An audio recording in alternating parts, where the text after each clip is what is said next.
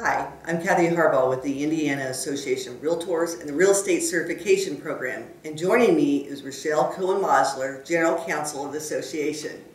Richelle and I recently attended a meeting on pocket listings at the National Association of Realtors Convention in San Francisco.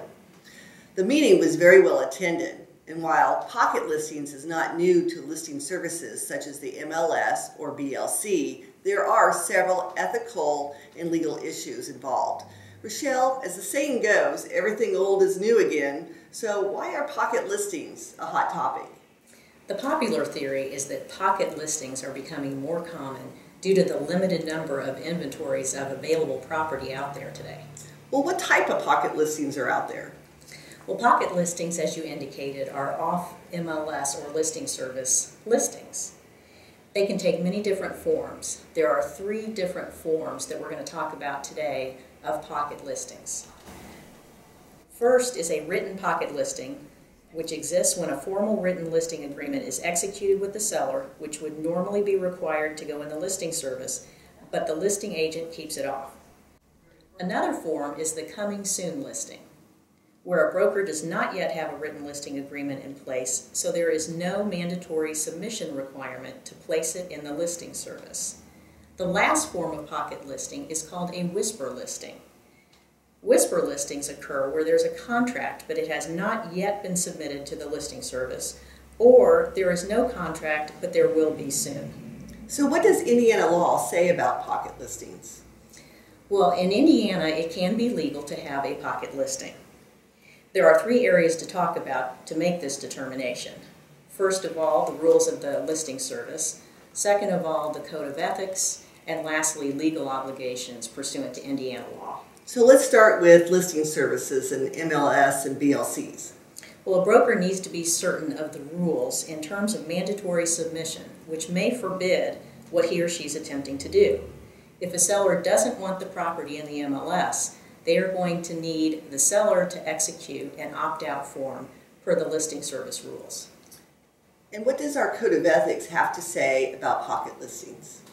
Well, in terms of ethical issues, the code of ethics requires a realtor to promote and protect the interests of the client in Article 1. Is the interest of the client being promoted when full exposure is not provided for that listing via the listing service? Maybe not. Realtors also have a duty to cooperate under Article 3. Pocket listings certainly do not exemplify the spirit of cooperation intended under that article. And what type of potential legal obligations and liability can real estate practitioners have with pocket listings? Well, Indiana law states that real estate licensees owe a fiduciary duty to their clients. A realtor has a duty to promote the interests of the seller. Could pocketing a listing violate the law and breach that fiduciary duty? Yes, if it's not in the best interests of the seller, then that would violate a fiduciary duty, as you're not promoting the interests of that seller. A licensee must explain that excluding a property from the MLS not only reduces exposure to relevant audiences, but may result in a lower number of offers received and therefore a lower sales price. After full disclosure, make sure the seller voluntarily decides to keep the listing off the listing service. Richelle, are there any other issues that managing and principal brokers should be concerned about regarding pocket listings? Yes, coming soon listings is a big concern for many of our members around the state. Since there's no written listing agreement with a coming soon listing, this type of marketing is full of hazards. First of all, you have no exclusive agency agreement, so there's no issue with going around the agent and approaching that seller directly. Second, there's no ability to get paid without a written listing contract. And last concern with the coming soon type of marketing arrangement is whether it's ethical to advertise an unlisted property pursuant to Article 12 of the Code of Ethics, which requires a true picture be presented in advertising.